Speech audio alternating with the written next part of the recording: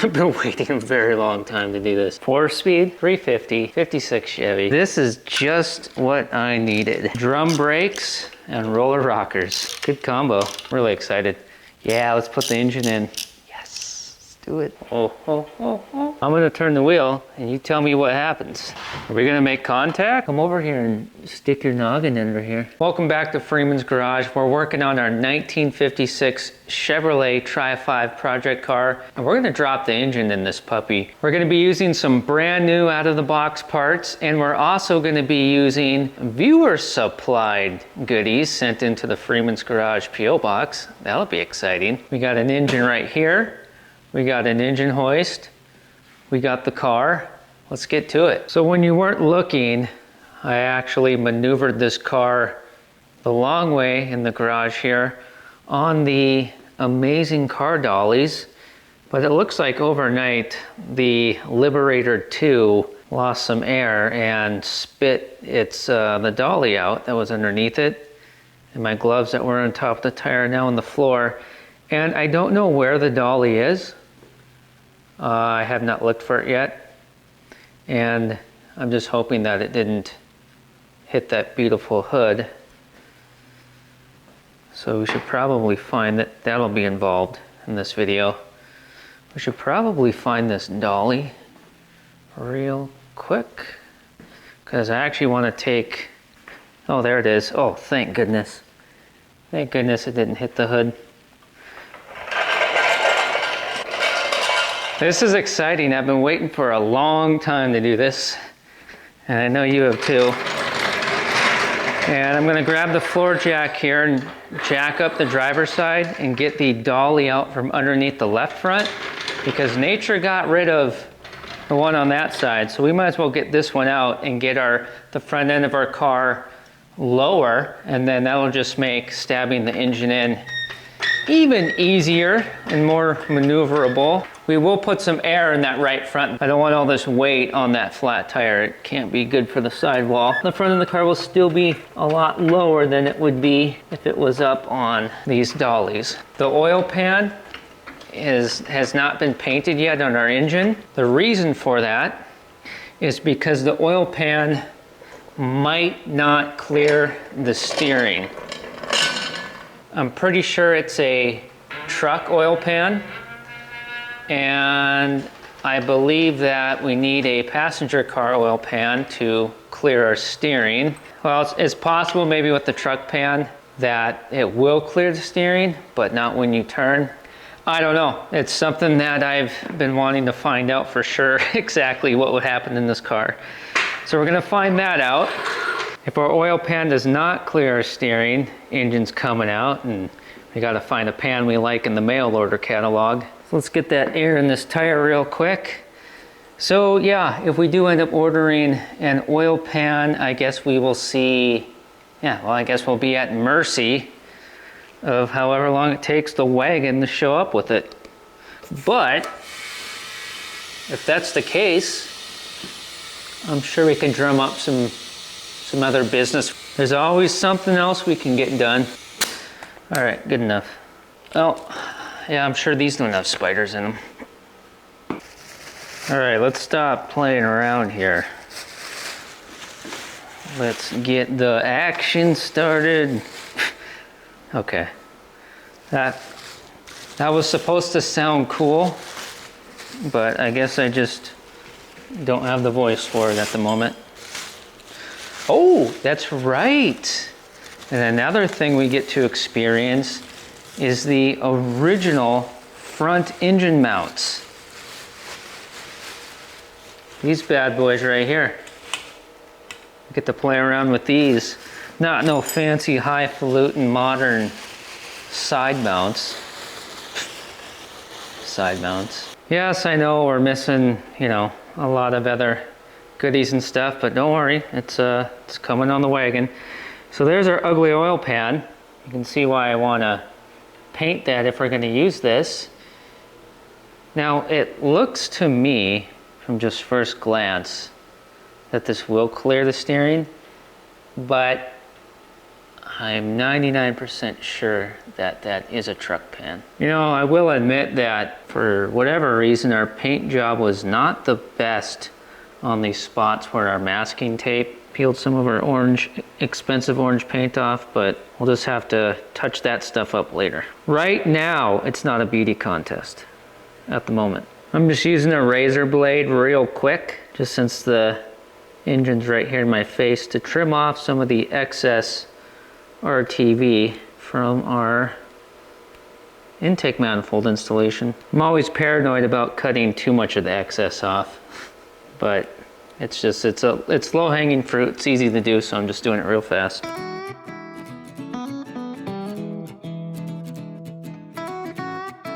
There, that's done.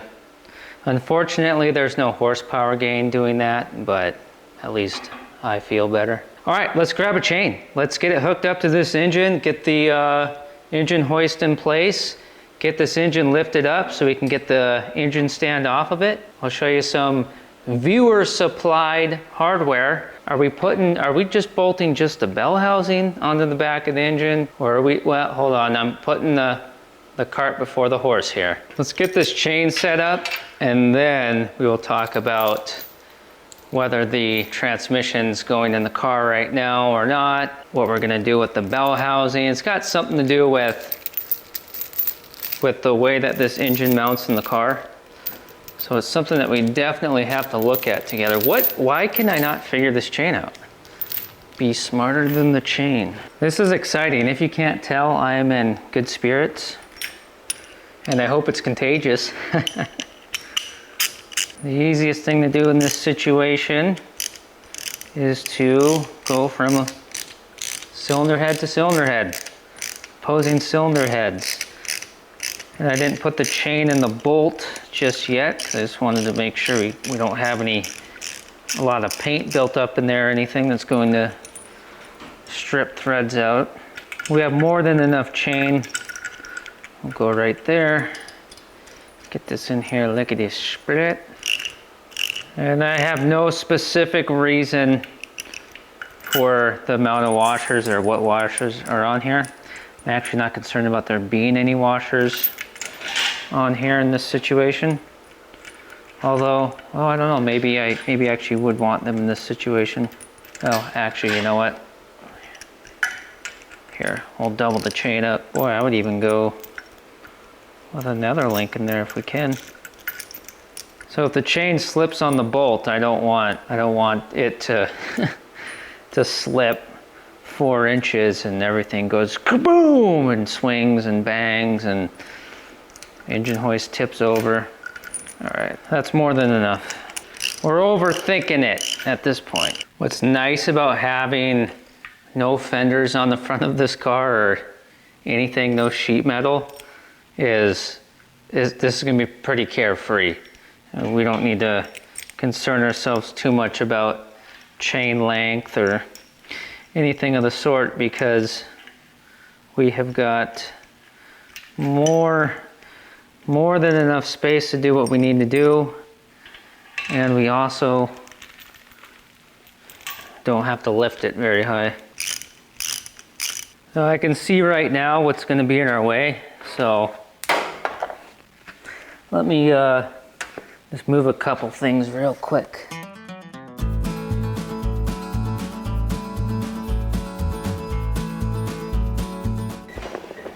There. Now that's blocking the toolbox. I mean, it could go right here, but it can't because of the curb. Well, I guess unless I emptied it out and then just just made it go up there. But it's probably got a couple 100 pounds of stuff in it, so.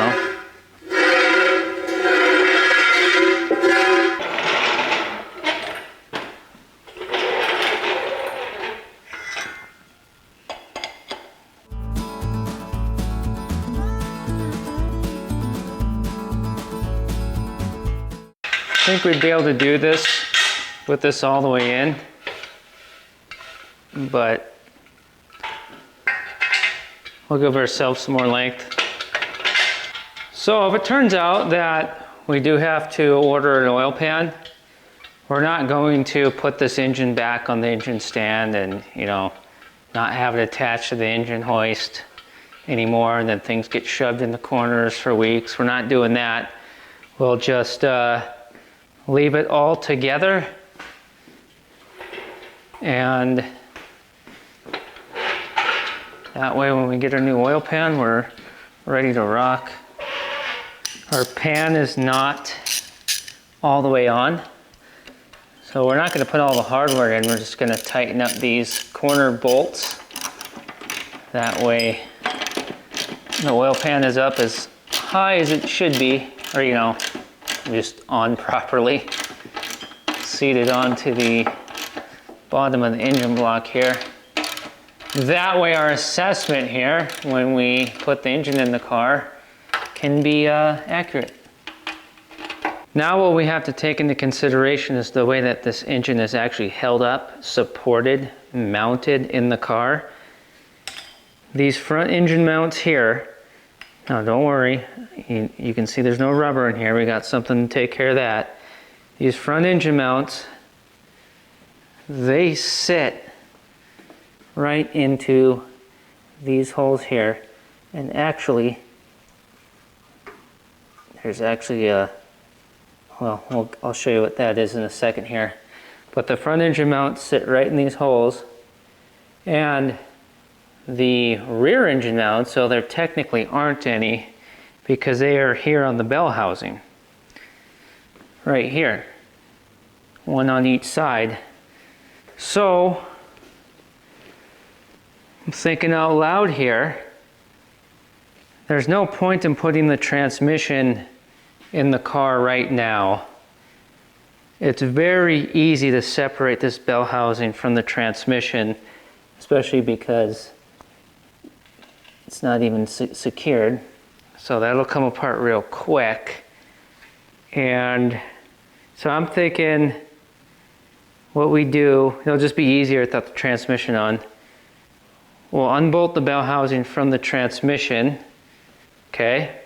And then we'll bolt the bell housing to the back of the engine, and we'll put the engine in with the bell housing on with our side mounts. So that way we'll be mounted at the front of the engine, and we'll be mounted at the rear of the engine. Those mounts go right there, one on each side. Okay, yeah, so let's get the front engine mounts. Where are you? Let's get the front engine mounts set up and ready to go first here, okay? And then we'll worry about the rear engine mounts. Yes, this is good. This is awesome. Hey, but by the end of this video, I mean, well, we're rocking and rolling right now. We feel good right now already. But I'm just saying, by the end of this video, you're gonna feel like you hit a 7-10 split. Also known as a bedpost, snake eyes. I said we'd get back to this here. So that is actually one of these still stuck in here. I guess I just never noticed that in videos past. So let's knock that out because we have all these, we got a full set that we've accumulated and have cleaned and painted. Media blasted and painted, mind you, professional job. So let's knock this out and we'll use these. Got an original piece. This will go in the keep pile. It's a good part right there. By keep pile, I mean right here. Don't let us forget about that, okay? We're gonna want to take that off before we drive the car. We've been tripping over this stuff for far too long. Ooh, might install that on the car at some point in this video, we'll see. I'll show you later if we decide to do that. But these here is what we're after at the moment. We got shop vac dust all over these. You know, sometimes I order parts too early for a project, and I mean, it's good to get the stuff on hand ahead of time, but if I end up not using it, or I get delayed, and the stuff sits around forever, it's just agonizing. You know what I mean?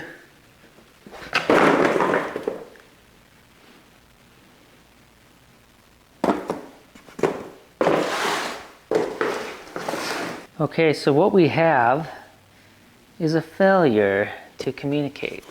No, actually they're engine mount bushings slash hockey pucks slash rubbers. This is going to be fun here. The assembly of this, because these rubber pieces, okay, they go in there, our front mounts. Now we've got a couple different part numbers. I've put some links in the video description for some rubber engine mounts in case you are in the market for that. Although I got yelled at the last time I did that.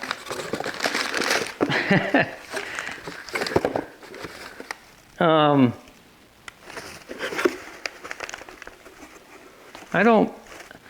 not the kind of man to believe in the warming of the globals, but I do have to say,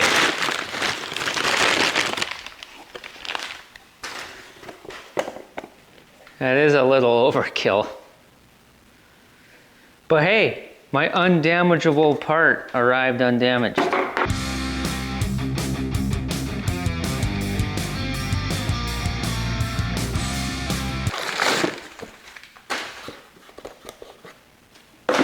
Not trying to get all hippity-dippity, but that plus the diesel fuel is a little ridiculous for this. But it's for a Tri Five. Now we don't need the 1956 passenger factory assembly instruction manual. We can do this without it, but I just love getting in this thing. We will be on this page later. Right now we are on this page.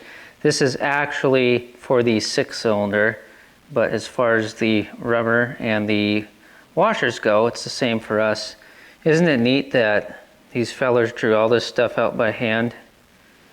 It's the way they did it back then. Very smart, very educated, unlike me. But putting this together is my speed. I can't phone this one in. It's too simple. All right, let's build these. Let's build these front engine mounts for a 1956 Chevy. So a couple of things that I'm noticing right away. The cupped or flanged washer that was underneath our cross member here in our engine mounting area was installed from underneath. According to that ain't right. And the other thing is, I think we're gonna use this right now because one of our flange washers that we have all cleaned up and prepared actually is not in as good of condition. This is supposed to have a flange all the way around it. You can see this one's a little busted up. And this one's broken completely off. If our oil pan clears the steering, we'll just wire brush that or media blast it real fast and paint it. We can knock that little crusty out. All right. This is moving along pretty good, isn't it? Sure is sweltering in here though. I think I'm gonna crack this overhead door. Challenge with that is this time of day the sun's on that door. Oh, it just kind of blasts in here, but we need some airflow. You know, the only reason why I mention things sometimes, such as the temperature and how hot it might be, it's just to keep you off my trail. I have to say things every now and then that make you just subliminally keep believing that I'm a human.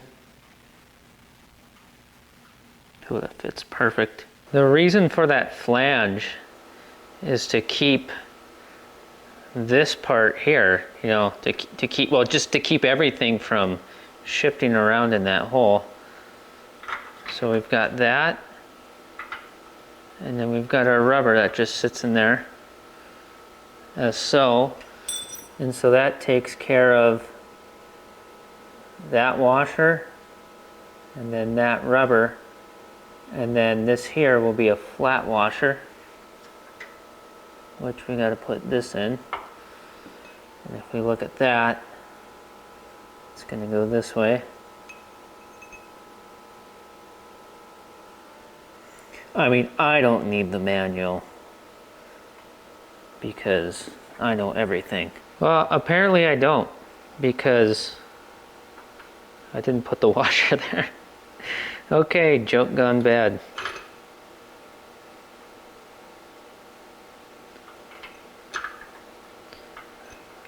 Okay.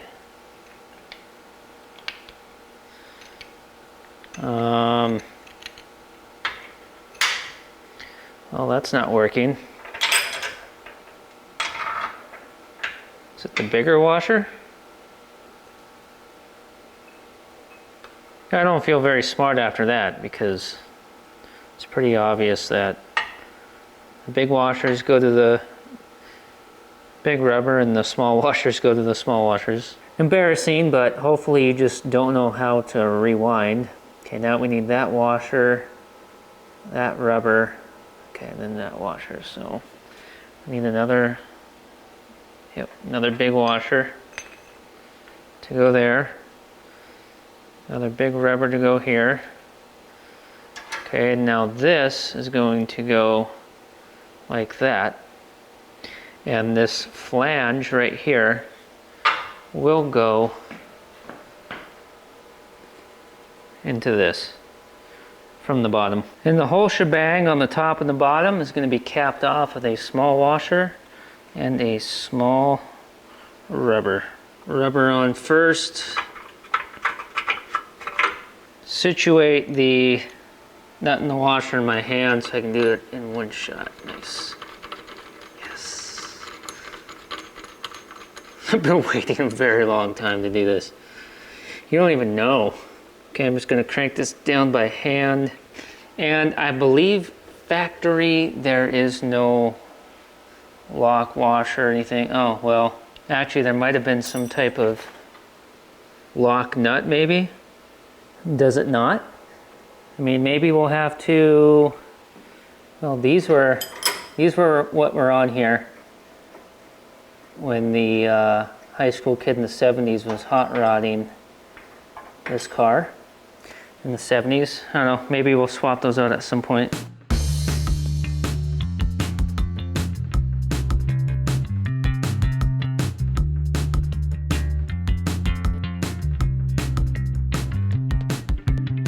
Okay, so now this one with the busted off flange is going up there. Now, let's not forget that for this other old hardware up here before we drive the car, or we're just gonna lose it.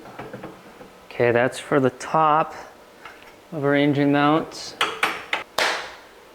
All right, rear engine mount / bell housing, and then we drop this sucker in. Do you ever find yourself just randomly thinking about the American foreign policy establishment? Neither do I. Lift with your legs, not your back. That was a joke. Boy, did I really put that much torque on this? Jeez. Just think about it. 4-speed, 350, 56 Chevy. I don't even need to say anything. I don't need to add a postscript, nothing. And remember, the hardware that we sourced to bolt this bell housing to the transmission is hardware that's about as old as the car. A lot of hardware from the 50s, 60s, and 70s. Inside projects here at Freeman's Garage. Okay, we need a 3/4 inch wrench. And this wrench right here is of the same vintage, from the same place. And that's what you get when you're American made. Stands the test of time.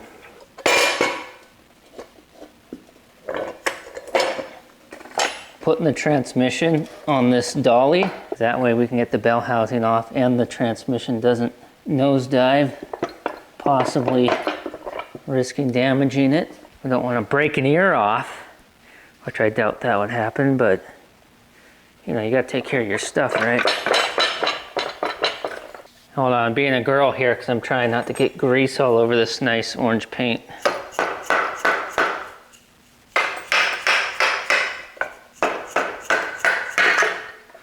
There we go.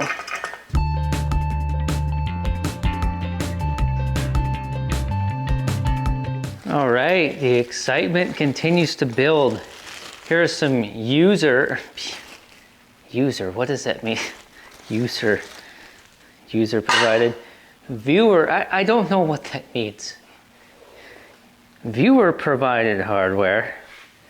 Now in videos past, we did source all on our own hardware to mount our, oh, well that spider ejected. Oh no, he's coming back up. Oh great, now I just swung him on his web up onto me somewhere.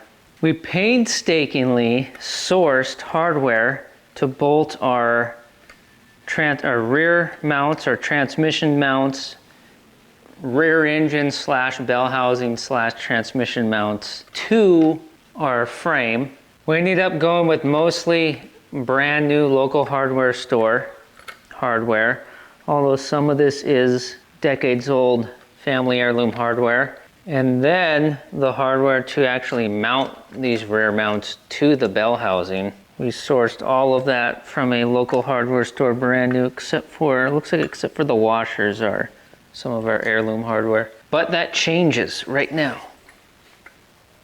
So these here that were sent into the Freeman's Garage P.O. box, rear motor mount bolts, through frame original bolts. There you go.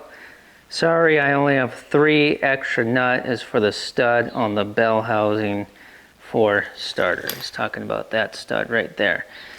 So we could take these 3 original bolts.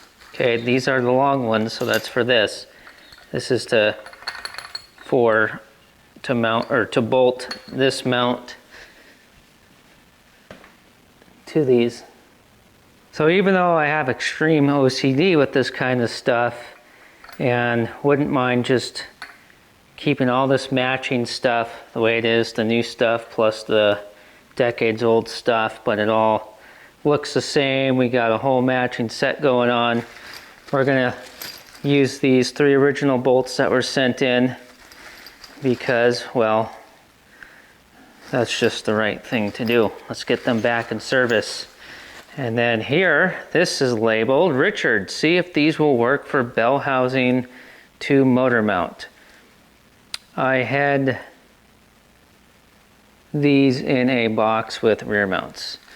Okay, so these are these bolts right here. So we're gonna take those out and we're gonna use these. We're gonna put these back into service. And what we'll do is the stuff that we don't use, we'll bag and tag it. So that way in the future, you know, we bring another Tri Five in the Freeman's Garage or whatnot. We have hardware that we can use and we know right what it will be used for or what it's the proper length for and thread pitch and everything. Yeah, let's get these out. Oh yeah, these look good. Just need 1 washer, not a problem. Oh no, the washer's in here.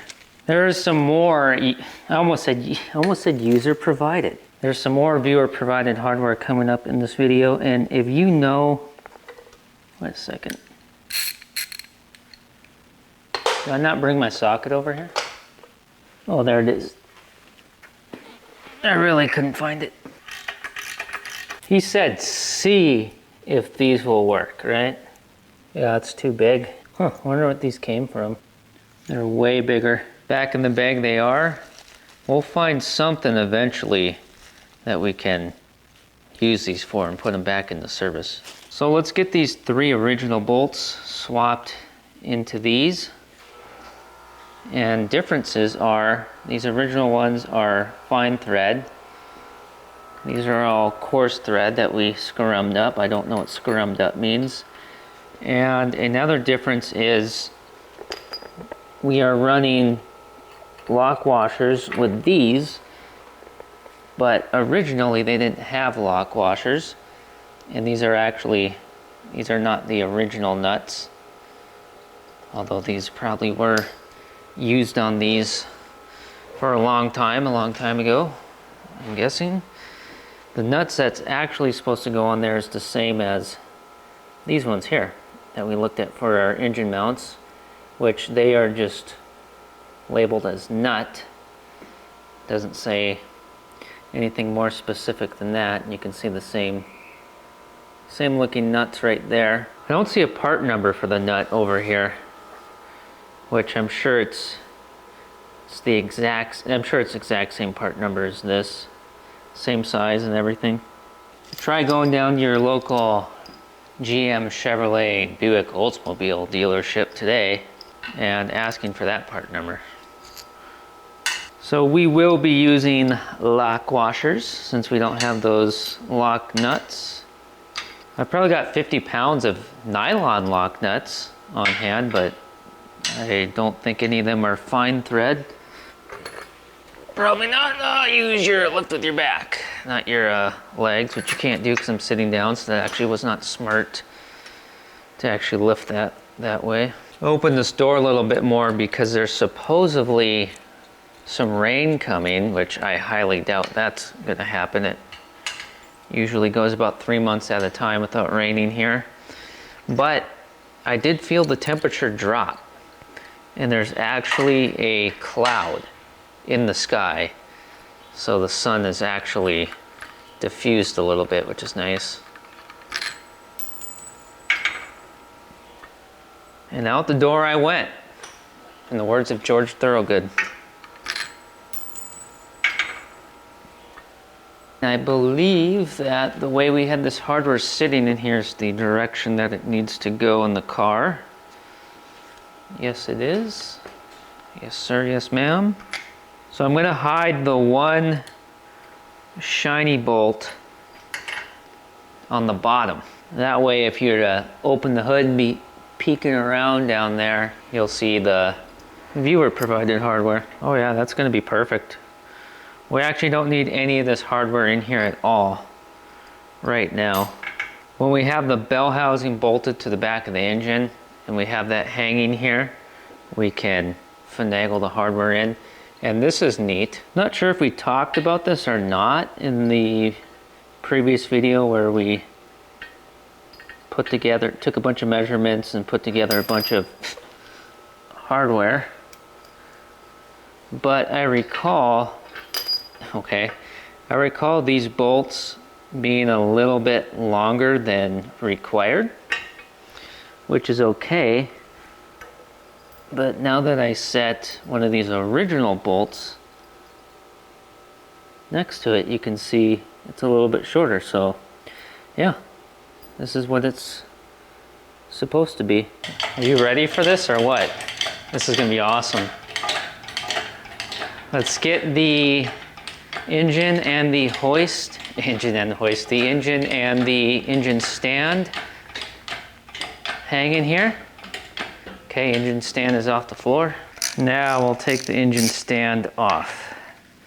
So we'll take the bolts out of the back of the block here. Oh yeah. This is just what I needed. If you got a frown that you're looking to turn upside down, drop a V8 into a Tri Five Chevy. It'll do it.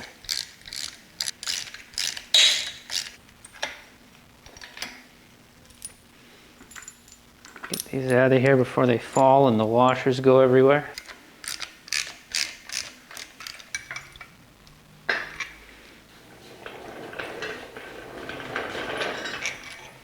Free Willy, more I almost said user again, viewer supplied hardware coming up. 5 upper bell housing bolts, 2 equalizer Z-bar bell housing bracket bolts. So we're going to use these instead of this set of bell housing bolts that we put together in the previous video I mentioned a million times. Actually, these 5 here. These are actually decades old bolts here. We're still going to need those, But these 5 short ones, we don't. And we actually don't even need these at all today anyways. And we don't need the 2 Z-bar bolts today. Or not right now anyways. Maybe we'll get to clutch assembly bits and pieces. We will find out. I really appreciate how clean these bolts are. That doesn't happen on accident. Oops. Gotta get a better position here. And these are shorter than the bolts that the 5 upper bell housing bolts that we came up with, which these I'm sure are probably a more proper length. Isn't that just awesome with General Motors? This bell housing, this is an original Tri Five Chevy bell housing, and this engine is decades later, and they bolt right up. I mean, this is a factory roller rocker. So you know there's some gappage in between the dates on these. Drum brakes and roller rockers. Good combo. Nice, we got clean threads all the way around. Now, I know we cleaned all these threads out in that video I've mentioned a million times where we got hardware together. And these bolts are extremely clean. Okay, we're going on to our dowels here, just perfect.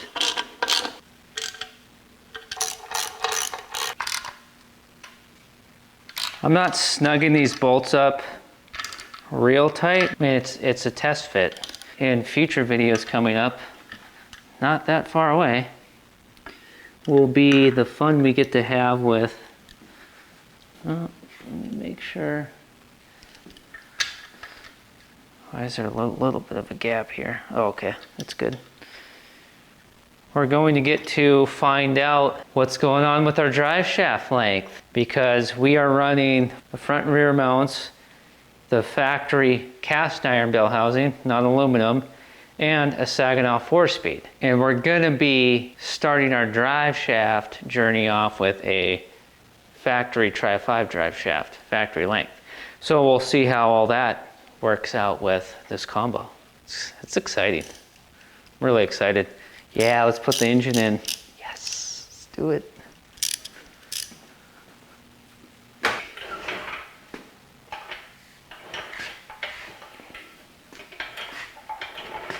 I'm gonna lower this down a little bit.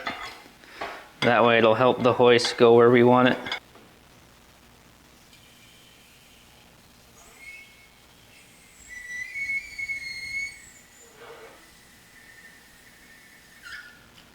Speaking of going down, our Liberator 2 is flat on the bottom. Okay, we'll put some air in that.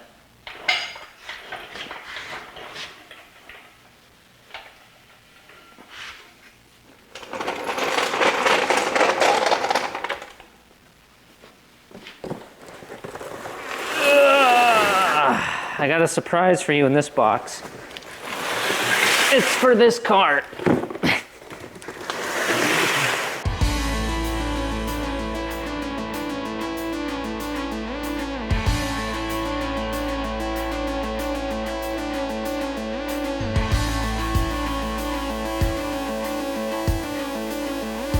Come on, I hauled this engine across the country. It's going in. I'm not gonna let these casters on this hoist stop me. Man, I am such a bad boy. I'm so cool. Okay, I see there's wires hanging down here we need to move.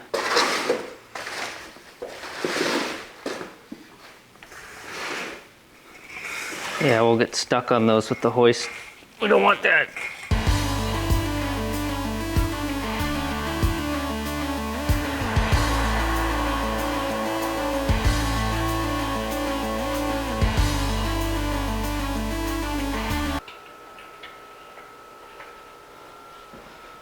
Okay, don't go that way, go this way.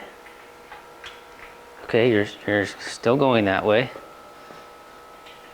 There you go. Uh-oh, what are we hitting? What'd we hit?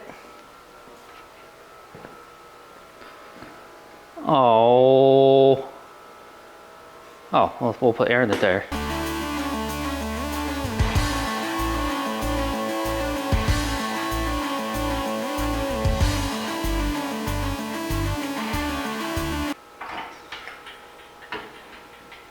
There we go.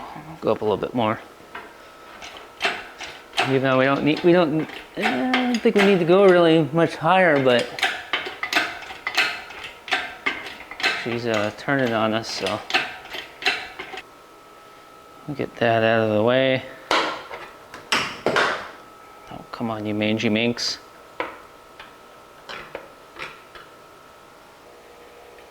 Oh, oh, oh, oh.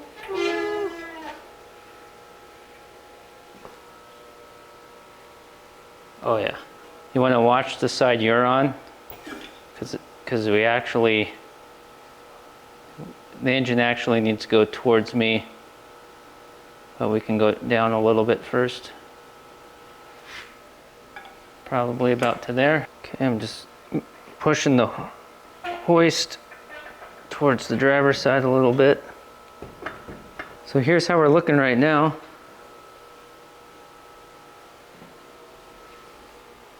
And there's our steering, there's our oil pan. Now, the whole issue about the oil pan, a truck pan possibly colliding with the steering is the steering is behind the engine cross member, whereas, you know, if we move forward into more modern times, you could say, whatever that is, your steering's going to be in the front typically, right? So that's where the whole issue comes from. All right, let's lower it down more. Marconi plays the mamba. Oh, that song's been in my head for days. Okay, so let's stop right here. Oh, oh, oh, oh, oh, oh. Is this cool or what? This is awesome. Bell housing's hitting the firewall right now, so we'll come down a little bit more and get set into our front mount. And look at our oil pan steering distance here.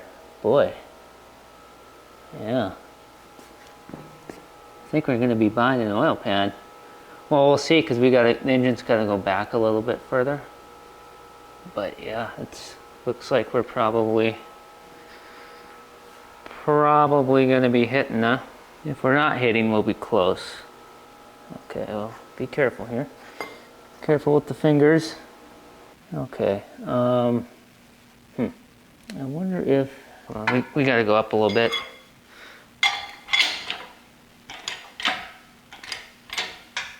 Okay, let's go up a little bit more. Trying to get into the hole here. There we go. See, but what I want to do is just throw. Just gonna throw a washer and a nut on for right now. It's getting a little complicated, is what I'm saying, man. Not really. Mosquito. How is it? I don't understand. There we go. Yoo-hoo! What was that? Yoo! That was sad. Yeah.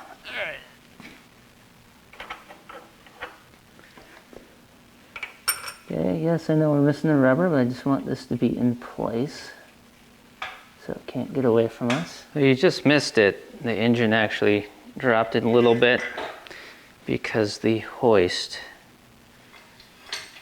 does not hold up the weight very well. See, it's just kind of flopping around on its own. But I think it pretty much dropped us into place for the rear. Wow, it's almost lined up perfect. Actually, we are kind of lined up. We gotta go up and drop back a bit. Yeah, that's exactly what we gotta do, so see what happens here.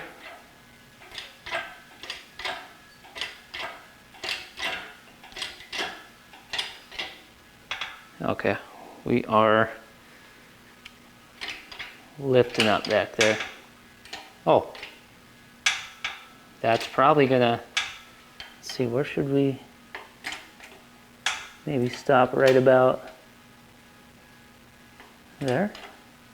Maybe about there. Let's try bolt. It'll be easiest for me to show you, or for you to see what I'm doing around this side because the steering box is not over here. Okay, we are not. I hope those holes aren't packed full of sand. We gotta go up.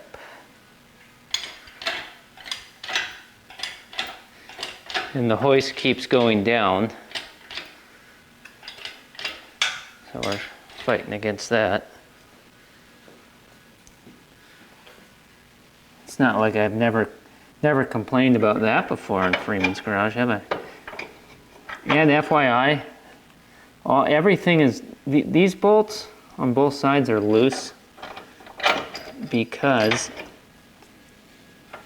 you don't want to tighten them unless you got the weight of the engine and everything on them. Okay, we gotta go up. All right, so we'll just do this a couple times. Actually, it looks like I could snag one in on this side. If I put my arm underneath the frame. Oh, maybe a hammer will work for that. Just gotta get it in before the hoist goes down any further.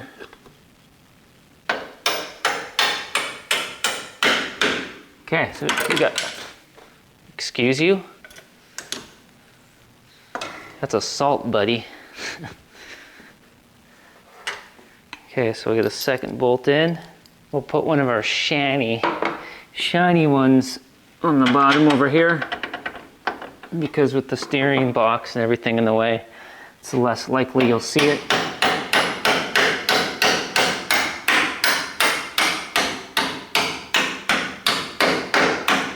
When you're at the car show and everybody's sniffing around. Okay, we'll get one in on this side if we can. Okay, so we gotta go up.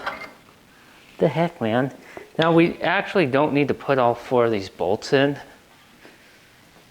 for this test. I mean, we could pretty much just look at the oil pan right now and call that good, you know, make our decision. But I just want to run them all in and just make sure everything's all good, because I mean, we're right here, right? So we might as well. And then that way, we got to go up more. That way, when the final assembly / installation takes place, there's no surprises, you know. We know everything's gonna work out. Okay, well, it's very tempting to stick your fingers in there, but you do not want to do that. 9 times the charm, right? Right, 9 times the charm? Or no, I'm thinking of 9 times blue. Okay, it's very close. I cannot stick my fingers in there. Boy, this hoist is really going down, isn't it?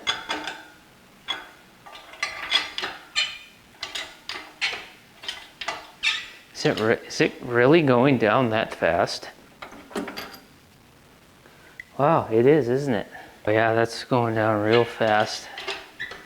That's not cool. I just grabbed a pry bar. Maybe this will help.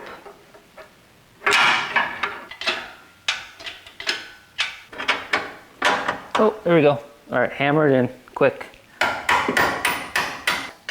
Grab one of our new washers, right? Because we're short one for our originals.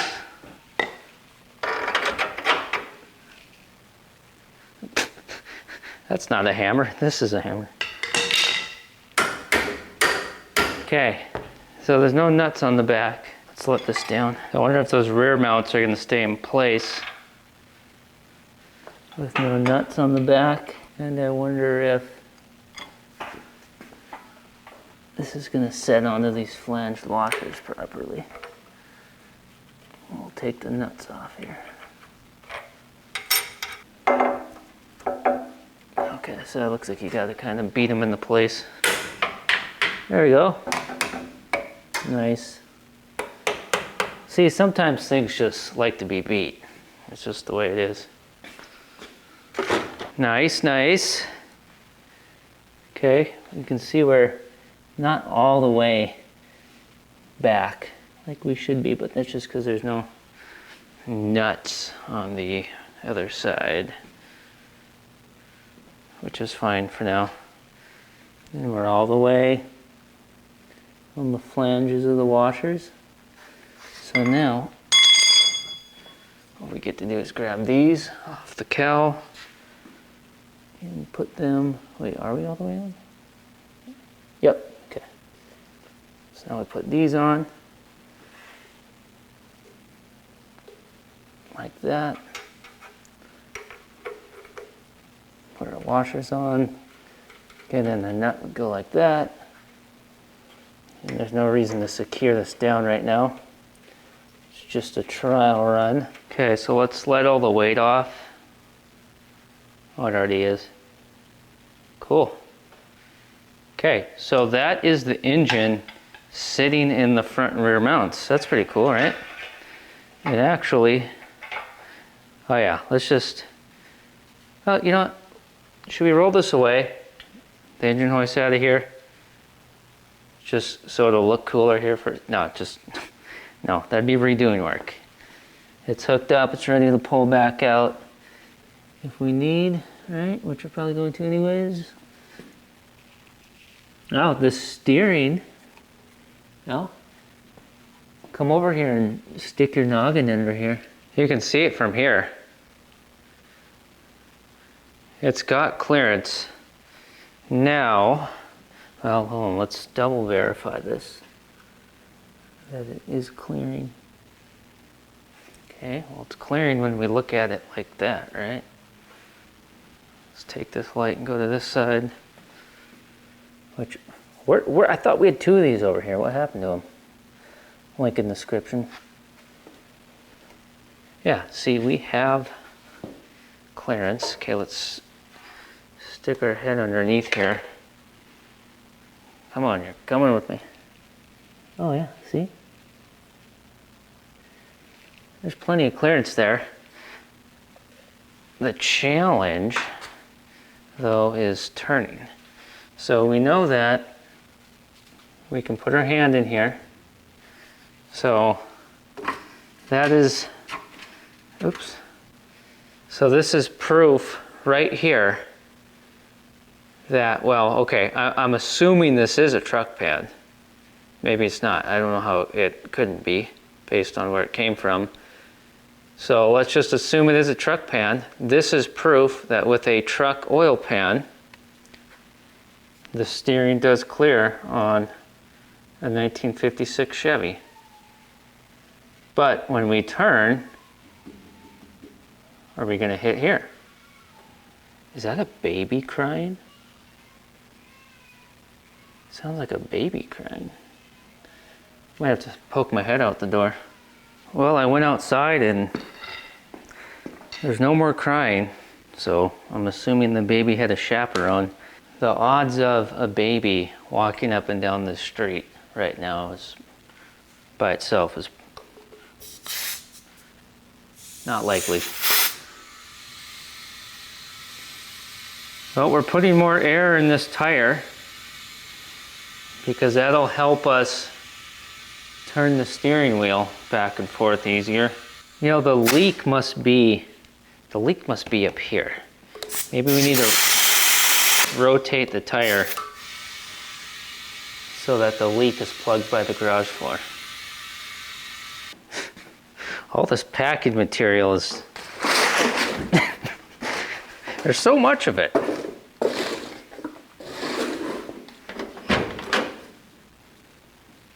Okay, I'm gonna turn the wheel. Oh, I forgot how sticky this wheel is. Good thing we have another one that's really sticky. Hold on. I'm grabbing my gloves. That's one of the stickiest steering wheels I've ever done stuck on.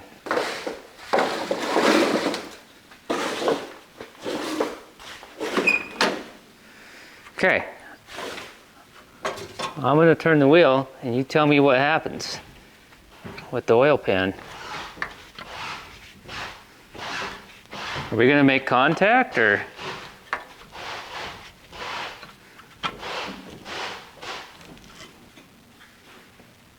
Well, you're on the wrong side. Yeah, you gotta be on this side if I'm turning the wheel to the left. Yep. Contact. That's called mega contact.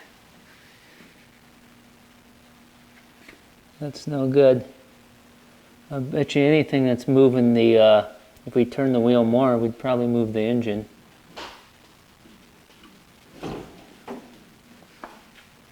Well, actually, hold on here. Actually, it's not touching the oil pan. I thought I saw the engine and the engine hoist move. So I'm going to turn the wheel all the way to the right. And we'll see what happens. I mean, either way, it's it's a little too close for comfort.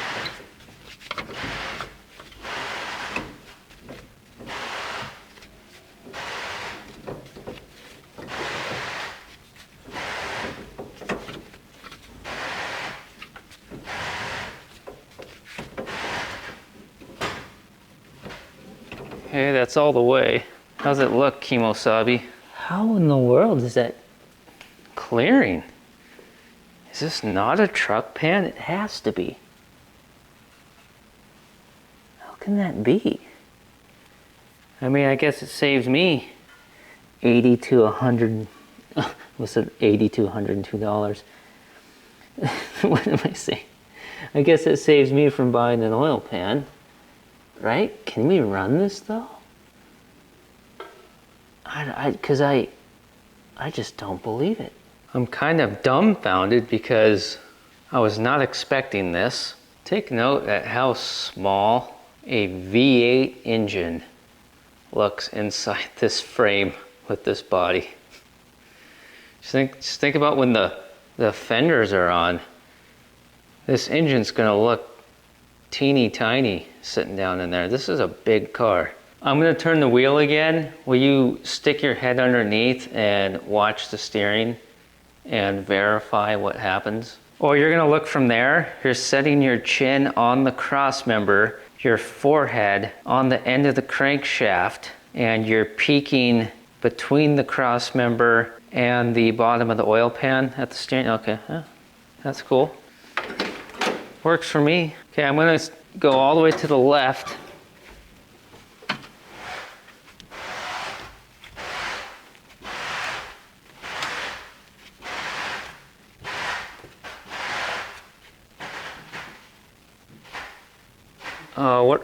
What are we stuck on? What are we stuck on?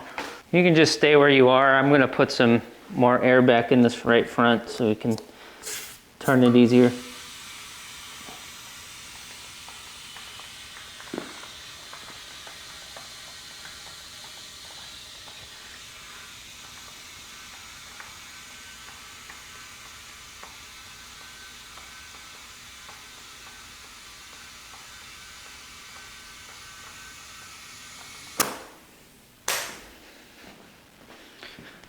Okay, turning.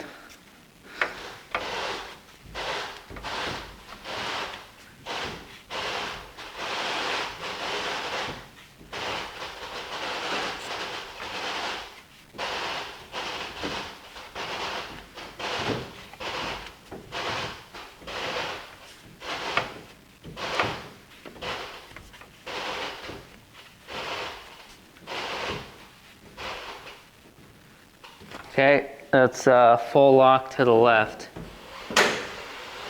Now we're going the other way.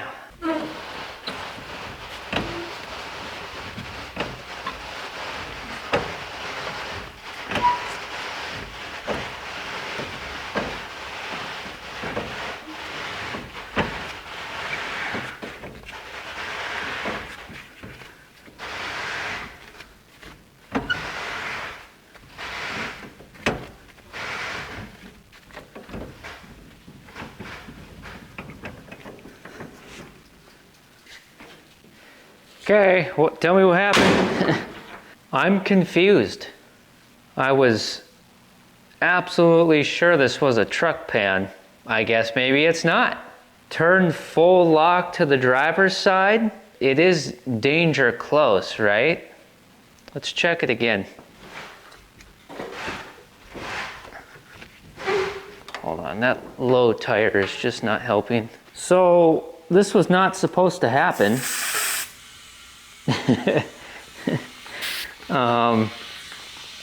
I didn't have a plan for if the steering cleared. I didn't think it would. But it had to be checked though. And it's a good thing we did. All right, let's crank it.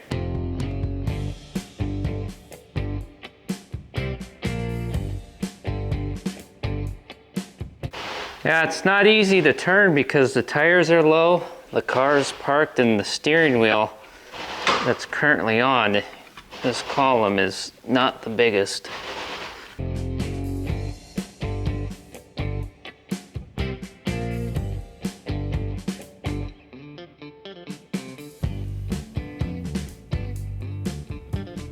You know, I think we are touching. Okay, so it's a good thing that we checked this again. Come on down and take a look. Oh yeah, we're touching now. Yeah, we absolutely are. Yeah, you couldn't put a piece of papyrus paper in between there. Okay, there we go. So I'm glad we did that. And you know, when you're moving and grooving and things are jiggling and wiggling, yeah, we definitely would be crushing oil pan. Well, you know what we could do? We could just limit our steering and just not have our full turning radius. Would that be, I'm just kidding. That's not the way to do it. Yeah, that is absolutely 100% touching. Not over there though. Over here. When we turn all the way full lock passenger side, we are not touching at all, but when we go driver's side, we are. All right, so we confirmed that the oil pan will not work for us. That's more like it. That's more my speed. It just wouldn't feel right if come on, go down. It just wouldn't feel right if I you know, didn't have to spend another $100. Well, I guess I'll knock off. So let's get the engine hoist out of here because by morning light, that tire will be flat and the hoist will be stuck under here.